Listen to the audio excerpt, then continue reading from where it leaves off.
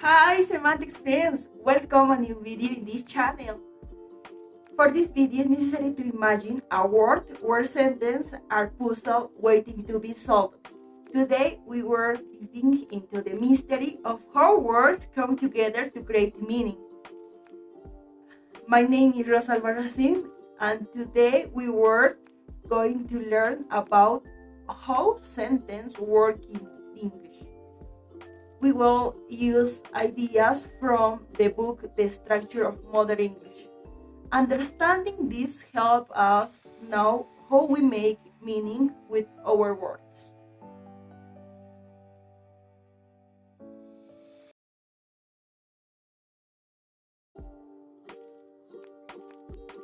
Propositions. Let's begin by understanding what a proposition is. A proposition is the core idea of a sentence, the essence that remains and changes no matter how we say it. For instance, in the sentence, the tall, stately building collapsed, the prepositions are the building is tall, or the building is stately, or the building collapsed. Propositions themselves don't include tense, aspects, modality, or agreements markings. They are just the basic meaning. Predicates and arguments.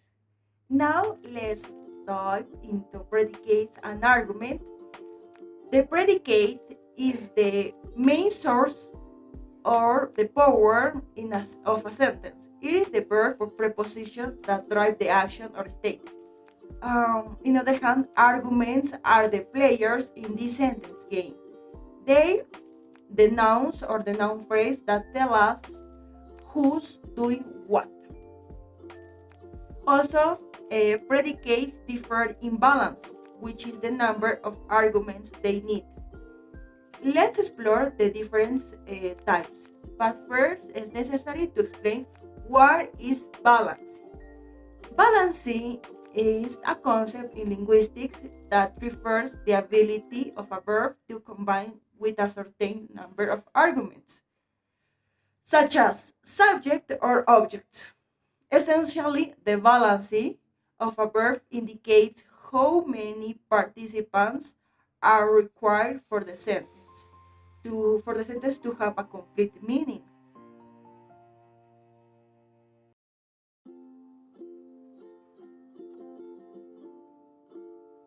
Now is moment to explore the different types of predicates. The first one is zero place predicates. Zero place predicates don't need any arguments. They often describe weather or natural events. As you can see, it is sunny.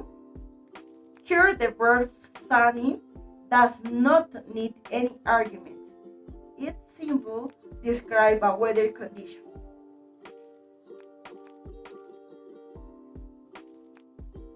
The second one is now place predicates. They predicates need one argument, usually the subject. For example, the flowers blooms. The flower is the subject performing the action blooms.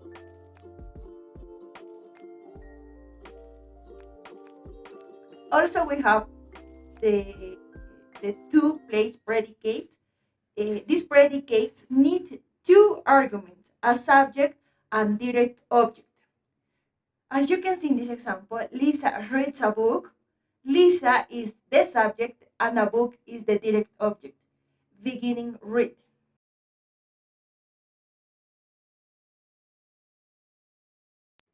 Finally, the last type of predicate is three place predicate. These predicates need three arguments, a subject, a direct object, and indirect object. For example, as you can see, the teacher showed the students a picture. The teacher is the subject, a picture is the direct object, and the students are the indirect object.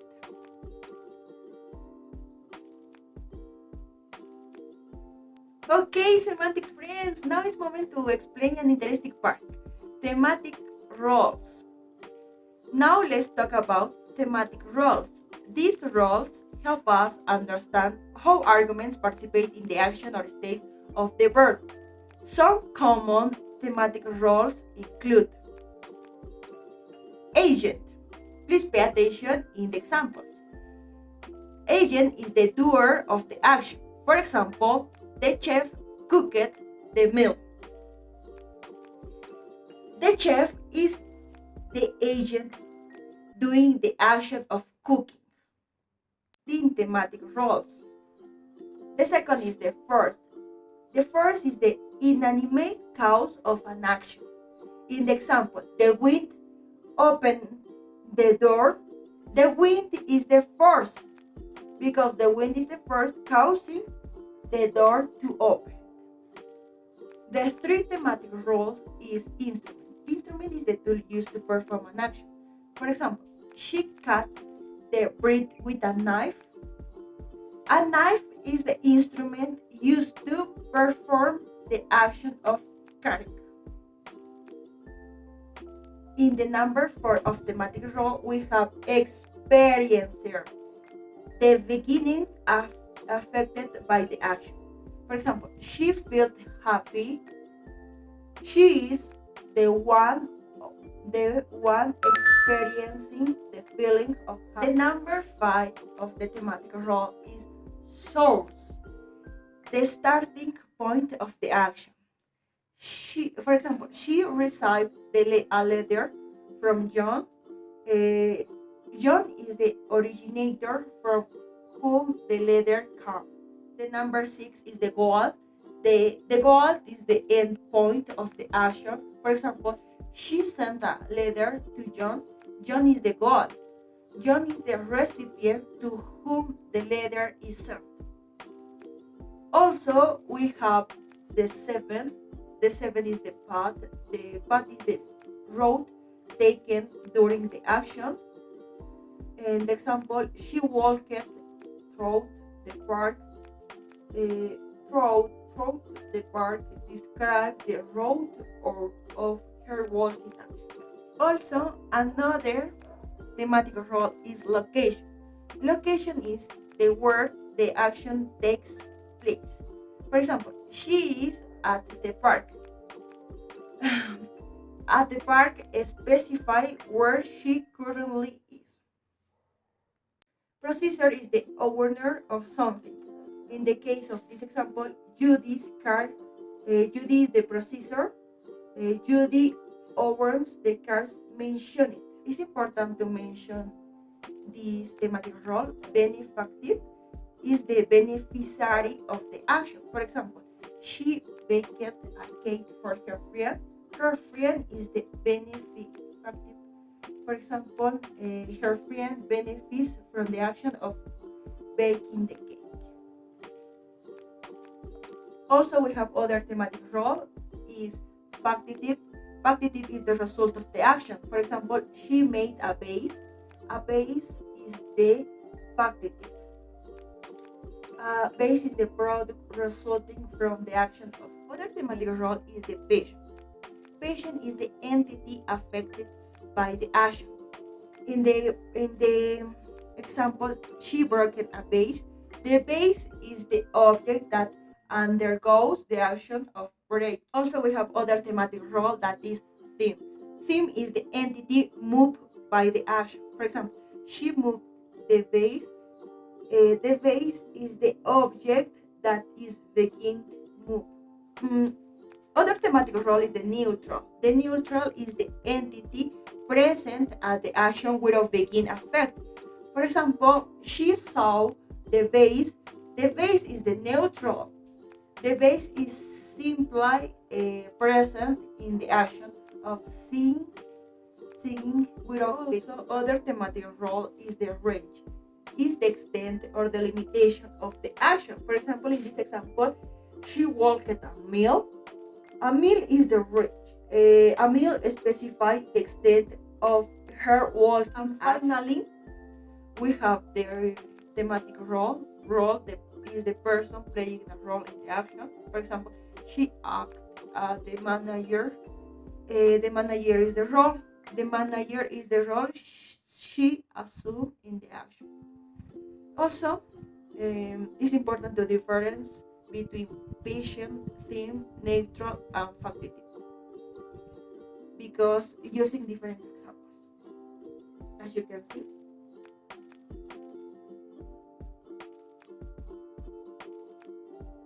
Okay, semantics friends, it's moment to conclude this video. For conclude this video, I would like to explain the thematic grid. These concepts help us understand how verbs assign roles to their arguments in sentence. Let's dive into the details.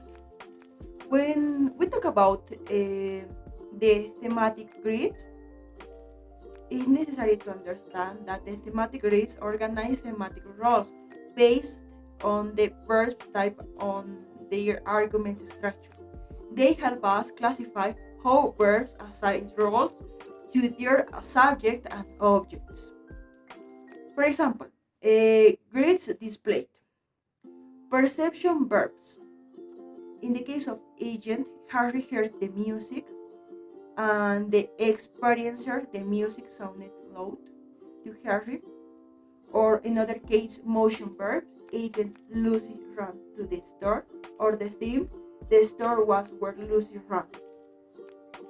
The perception verbs like hear, show Harry as the agent, or perceiving the music, while motion verbs like run portray Lucy as both the agent performing the action and the theme affected by it. Also, it's necessary to talk about the dual thematic roles. What is the dual thematic role? Some verbs allow arguments to take on dual roles, serving as both agent and theme, depending of the context. For example, in the case of this context, the cat chased the mouse. Here the cat acts as both the agent performing the action of chasing and the theme being chased. Well, semantics friends, it's moment to say goodbye.